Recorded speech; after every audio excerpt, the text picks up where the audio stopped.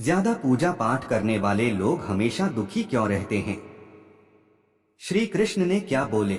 बहुत बार ऐसा देखने को मिलता है जो ज्यादा भगवान का पूजा पाठ करता है वही सबसे ज्यादा दुखी होता है, जबकि कोई नास्तिक आदमी जो भगवान को नहीं मानता, कभी पूजा पाठ नहीं करता, कभी संतों का संग नहीं करता, वह सबसे ज्यादा सुखी जीवन जीता है।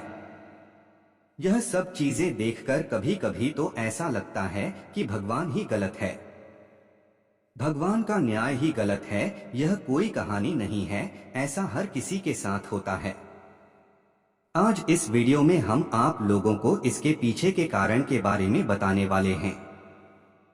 भगवान श्री कृष्ण ने स्वयं इसका उत्तर दिया है। आखिरी ज्यादा पूजा पाठ करने वाले लोग दुखी और परेशान क्यों रहते हैं?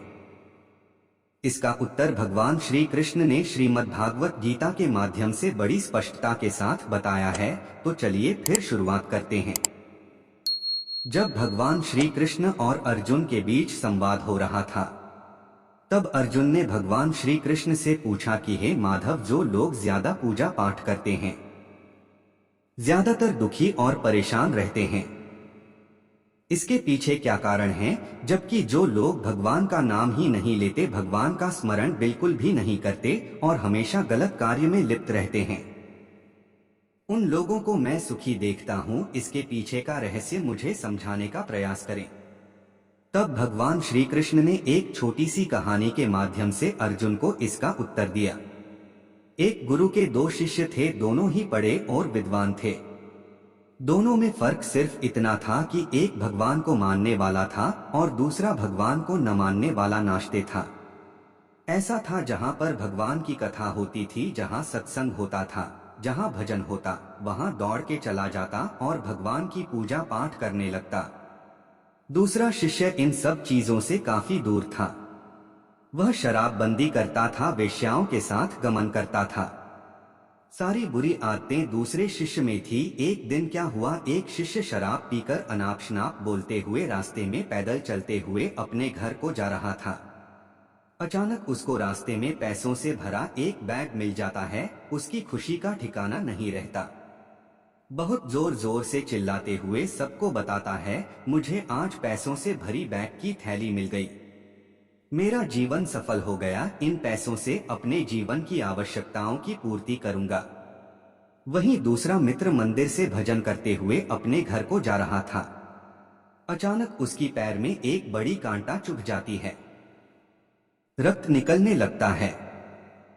ठीक उसी समय दूसरा शिष्य भी वहीं पहुंचता है और हंसते हुए उसको बोलने लगता है, क्यों तुम ही हो ना जो सबसे ज्यादा पूजा पाठ करते हो, भगवान का भजन करते हो, क्या दिया तुम्हारी भगवान ने तुम्हें? मुझे देखो, मैं कभी मंदिर नहीं गया और ना ही मैंने कोई भी काम अच्छा किया। मेरे घर में भगवान का मंदिर भी नहीं है। मैंने कभी अपने घर में सत्यनारायण का कथा नहीं कराया, भगवान के सामने कभी माथा नहीं देगा। फिर भी मैं कितना संपन्न हूँ, अमीर हूँ, मेरे पास पैसों की कोई कमी नहीं है, सबसे ज्यादा सुखी जीवन में ही जी रहा हूँ।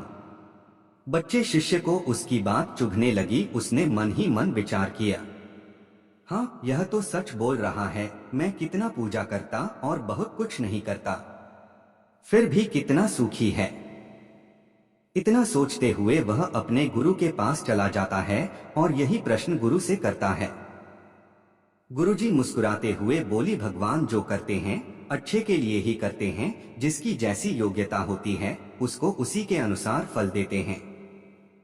तब तुम्हारे प्रश्नों का उत्तर तुम जानते हो, भगवान ने तुम्हारे पैर में ही क्यों छुपाई कांटे और उसको पैसों से भरी हुई बैग क्यों मिली? सुनो, तुमने पिछले जन्म में बहुत पाप किया था, इसलिए तुम्हारी आज मौत होने वाली थी। तुम बच गए क्योंकि तुम मंदिर गए थे, तुमने भगवान की पूजा की थी। यही एक कारण है कि तुम्हारी मौत ना होकर सिर्फ एक ही काट चुका अब तुम और वो तुम्हारा मित्र की बात करते हैं। पूर्व जन्म में एक संत महापुरुष था, इसलिए उसकी आज किस्मत बदलने वाली थी। करोड़ों की संपत्ति का मालिक बनने वाला था, मगर इस जन्म में उसने कोई भी अच्छा काम नहीं किया।